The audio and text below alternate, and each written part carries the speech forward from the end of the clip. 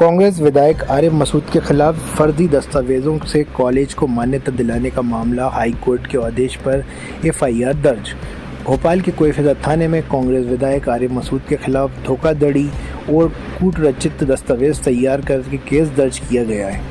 आरोप है कि मसूद ने फर्जी दस्तावेजों के आधार पर अपने कॉलेज को मान्यता दिलवाई। जबलपुर हाईकोर्ट ने सोमवार को सुनवाई के दौरान आदेश दिया था कि मामले में 3 दिन के भीतर एफआईआर दर्ज की जाए। कोर्ट के आदेश के बाद कोईफिजा थाने में यह मामला दर्ज हुआ। उच्च शिक्षा विभाग ने हाल ही में इंदिरा प्रदेशनी कॉलेज की मान्यता रद्द कर दी है। हालांकि छात्रों के हितों को देखते हुए कोर्ट ने कॉलेज की जांच को जारी रखने की अनुमति दी है, लेकिन नए एडमिशन में पूरी तरह रोक लगा दी गई है। सुनवाई के दौरान हाईकोर्ट ने तल्ख टिप्पणी करते हुए कहा कि बिना राजनीतिक संरक्षण के इतने सालों तक ऐसा कॉलेज नहीं चल सकता। हाईकोर्ट ने राज्य सरकार को निर्देश दिए कि वे इस पूरे मामले की जांच एसआईटी करेगी। जांच टीम का नेतृत्व एडीजी संजीव शर्मा करेंगे और 90 दिन में रिपोर्ट कोर्ट में पेश करनी होगी।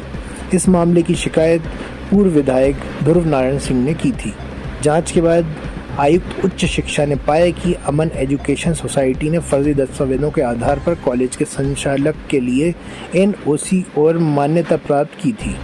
जांच में यह भी सामने आया कि कूटरचित दस्तावेजों के जरिए फर्जी सेल डीड तैयार कराई गई और उसे पंजीयन कार्यालय में गलत तरीके से दर्ज दिखाया गया।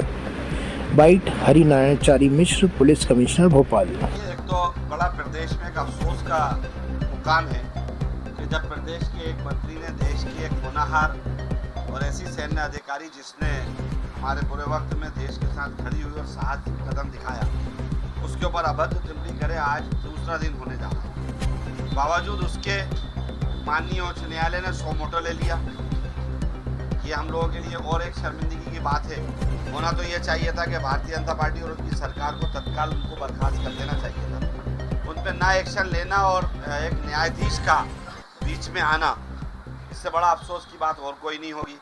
उसके बावजूद भी आज तक उस मंत्री को ना हटाना, ना कोई कार्रवाई करना, तो मुझे ऐसा लगता है कि सरकार उसके साथ रहना चाहती है और सेना के उस अधिकारी जिसके ऊपर अभद्र टिप्पणी हुई है उसका सम्मान दिलाना नहीं चाहती।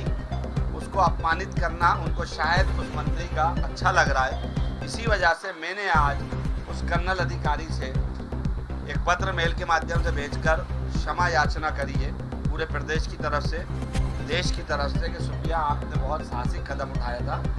सरकार आपके शब्दों पर कदम नहीं उठा पा रही, साहस नहीं कर पा रही, लेकिन हम पूरे प्रदेश की तरफ से आपसे माफ़ी चाहते हैं। और आज एक तिरंगा यात्रा मुख्यमंत्री जी निकाल रहे हैं, उनको खुद को शर्म आना चाहिए कि जिस सेना की अधिकारी ने पूरा लीड किया और उसको जो बकवास करी हो, उन्हीं का मंत्रिमंडल का सदस्य भी हो, और उसके बावजूद भी तिरंगा यात्रा निकालना है तो शर्म आने की बात बनती है। सब चुप हैं, वोटों की राजनीति, सबको वोटों का डर है और हमें देश का डर है। हम अपने देश के सम्मान के लिए मरना मिटना चाहते हैं, इसलिए ये बात करते हैं।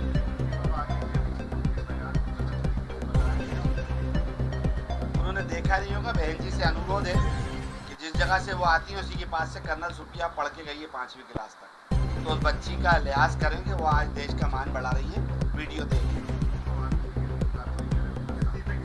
अच्छी बात करी। लेकिन अब आजकल उमा भारती जी को कहाँ महत्व दे रही है। उमा भारती जी और भी बहुत सारी चीज़ें कह रही हैं, लेकिन अब शायद भारतीय जनता पार्टी को उमा भारती की जरूरत नहीं है।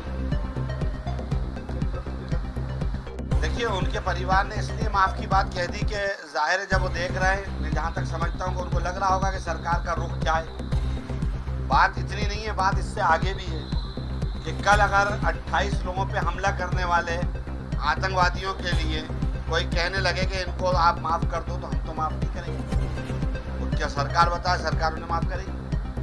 माफ़ी का प्रश्न नहीं उठता, सम्मान का प्रश्न है, बर्खास्त का प्रश्न है। नैतिकता तो ये थी कि उनको स्वयं इस्तीफा दे देना था। अगर वो नैतिकता नहीं दिखा रहा है तो भारतीय जनता पार्टी दिखाए ना नैतिकता, क्यों नहीं दिखा रहा?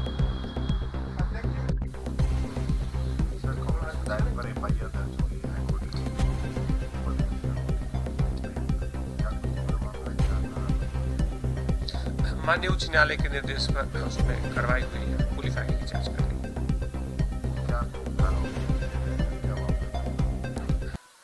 उसमें चूंकि मामला का अवधि पहले की है, इसलिए उसमें 420, 467, 468, 471 जैसे आईपीसी की धाराओं में कार्रवाई की।